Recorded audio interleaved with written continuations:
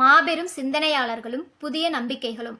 இந்த பாடத்துக்கான line by line questions இந்த வீடியோவில் பார்க்கலாம். இந்த பாடம் 6th செகண்ட் டேர்மில் செகண்ட் லெசனாக இருக்குது.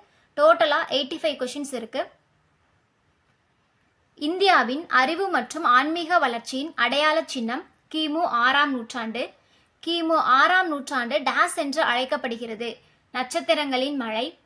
கிமு 6ஆம் நூற்றாண்டை நட்சத்திரங்களின் மழை என்று வர்ணித்தவர் பில் டூராண்ட். அங்கங்கள் என்பன டேஸ் நூல்கள். சமணம். திரிபீடகங்கள் மற்றும் ஜாதகங்கள் என்பன டேஸ் நூல்கள். பௌத்தம். சமணம் எத்தனை தீர்த்தங்கரர்களை மையமாக கொண்டது? 24 தீர்த்தங்கரர்கள். பல்வேறு காலங்களில் மதம் தொடர்பான உண்மைகளை போதித்தவர்கள் தீர்த்தங்கரர்கள். முதல் தீர்த்தங்கரர் ரிஷபர். கடைசி தீர்த்தங்கரர் மகாவீரர். கிமு 6ஆம் நூற்றாண்டில் யாரின் வழிகாட்டுதலில் சமணம் முக்கியத்துவம் பெற்றது? மகாவீரர். சமணம் என்ற சொல் ஜினா என்ற டேஸ் மொழி சொல்லில் இருந்து தோன்றியது. சமஸ்கிருதம். ஜினா என்ற சொல்லின் பொருள் தன்னையும் வெளி உலகத்தையும் வெல்வது. மகாவீரரின் இயற்பெயர் வர்த்தமானர். மகாவீரர் பிறந்த இடம் வைஷாலிக்கு அருகேயுள்ள குந்த கிராமம், பீகார். மகாவீரரின் இறப்பு நிகழ்ந்த இடம் பவபுரி, பீகார். மகாவீரர் என்பதன் பொருள் தலை சிறந்த வீரர். வர்த்தமானர் என்பதன் பொருள் செழிப்பு. வர்த்தமானர் தனது எந்த வயதில் இளவரசர் என்னும் தகுதியை கைவிட்டு துறவரம் மேற்கொண்டார்? 30 வயதில். எத்தனை ஆண்டுகால தவத்திற்கு பின் மகாவீரர் கைவல்ய நிலையை அடைந்தார்? 12.5 ஆண்டுகள். எல்லையற்ற அறிவு நிலைக்கு டேஸ் என்று பெயர்? கைவல்ய. மகாவீரரை பின்பற்றியவர்கள் டேஸ் என அழைக்கப்பட்டனர்? சமணர்கள். மகாவீரர் எதன் அடிப்படையில் புதிய கோட்பாடுகளை உருவாக்கினார்? சிரமானிய. யார் உண்மையிலேயே சமணத்தை உருவாக்கியவர் என நம்பப்படுகிறது? மகாவீரர். சமணத்தின் அடிப்படை தத்துவம் அகிம்சை அல்லது அறவழி. சமணத்தின் இறுதி லட்சியம் முக்தி அடைவது அல்லது பிறப்பு இறப்பு மறுபிறப்பு என்னும் சுழற்சியிலிருந்து விடுபடுவது. சமணம் மறுப்பது இறுதி தீர்ப்பு. இப்பிறவியில் ஒருவர் செய்யும் செயல்களே அவருடைய அல்லது அவளுடைய இப்பிறவியின் பிற்பகுதி வாழ்க்கையையும் அடுத்த பிறவியில் அவர் வாழப்போகும் வாழ்க்கையையும் தீர்மானிக்கிறது என்ற நம்பிக்கை கர்மா அல்லது கர்மவினை. கர்மாவில் இருந்து விடுதலை பெறுவதற்கும் மோட்ச நிலையை அடைவதற்கும் மகாவீரர் கூறும் வழிகள் 3. அவை நன்னம்பிக்கை, நல்லறிவு, நற்செயல். மகாவீரர் போதித்த திரு ரத்தினங்கள் அல்லது 3 ரத்தினங்கள் நன்னம்பிக்கை, நல்லறிவு, நற்செயல். பிறப்பு இறப்பிலிருந்து விடுதலை பெறுவது மோட்சம். மகாவீரர் தன்னை பின்பற்றுவோரை டேஸ் மிகுந்த வாழ்க்கையை மேற்கொள்ள கூறினார். ஒழுக்கம். மகாவீரர் போதித்த 5 கொள்கைகள் அகிம்சை, சத்தியம், அஸ்தேயம், அபரிக்கிரகம், பிரம்மச்சரியம். அகிம்சை என்பது எந்த உயிரினத்தையும் துன்புறுத்தாமல் இருப்பது. சத்தியம் என்பது உண்மையை மட்டும் பேசுதல். அஸ்தேயம்னா திருடாமை. அபரிக்கிரகம் என்பது பணம், பொருள், சொத்துக்கள் மீது ஆசை கொள்ளாமை. பிரம்மச்சரியம் என்பது திருமணம் செய்து கொள்ளாமை.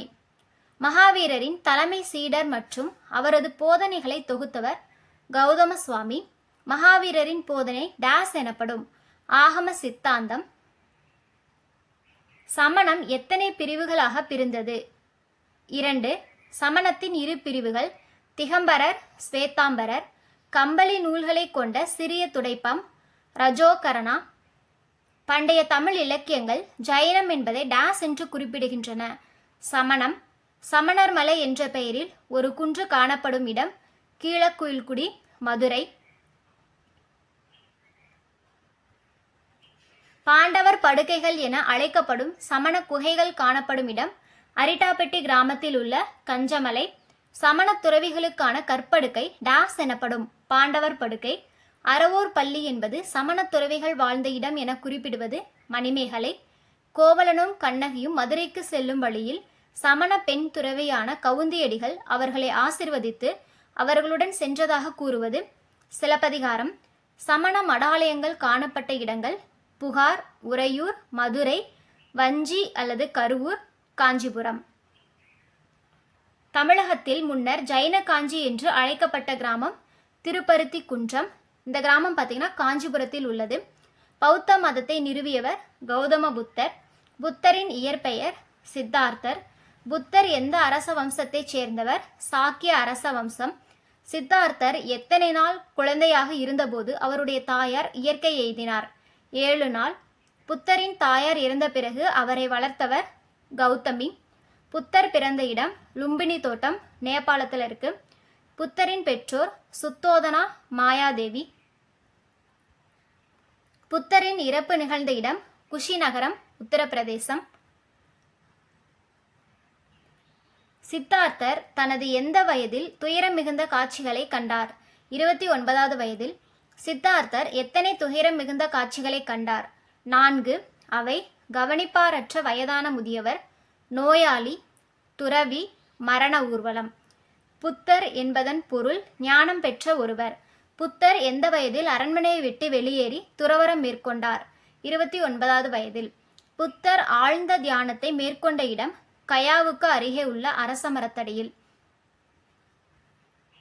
ஆழ்ந்த தியானத்தின் எத்தனையாவது நாளில் ஞானம் பெற்றார்? 49வது நாளில் ஞானம் பெற்றார். சாக்கிய முனி என அழைக்கப்பட்டவர் புத்தர். புத்தர் தனது சொற்பொழிவை எங்கு நடத்தினார்? சாரநாத் என்னும் இடத்தில் உள்ள மான்கள் பூங்காவில் நடத்தினார். புத்தரின் முதல் சொற்பொழிவு டாஸ் என அழைக்கப்படுகிறது? தர்ம சக்கர பிரவர்த்தனா அல்லது தர்ம சக்கரத்தின் பயணம். புத்தரின் எண்வகை வழிகள்: நல்ல நம்பிக்கை, நல்ல எண்ணம், நல்ல பேச்சு, நல்ல செயல், நல்ல வாழ்க்கை, நல்ல முயற்சி, நல்ல அறிவு, நல்ல தியானம். புத்தரின் போதனைகள் டாஸ் என குறிப்பிடப்படுகின்றன? தம்மா. புத்தரின் சங்கத்தில் உறுப்பினர்களாக இருந்த துறவிகள் பிட்சுக்கள். பௌத்த கோயில் அல்லது தியான கூடம் அழைக்கப்பட்டது சைத்தியம். மடாலயங்கள் அல்லது துறவிகள் வாழும் இடங்கள் விகாரைகள். புத்தரின் உடல் உறுப்புகளின் எஞ்சிய பாகங்கள் மீது கட்டப்பட்டிருக்கும் கட்டடம் ஸ்தூபி. பௌத்தத்தின் பிரிவுகள் 2. அவை ஹீனயானம், மகாயானம். தேரவாதம் என்று அழைக்கப்படுவது ஹீனயானம்.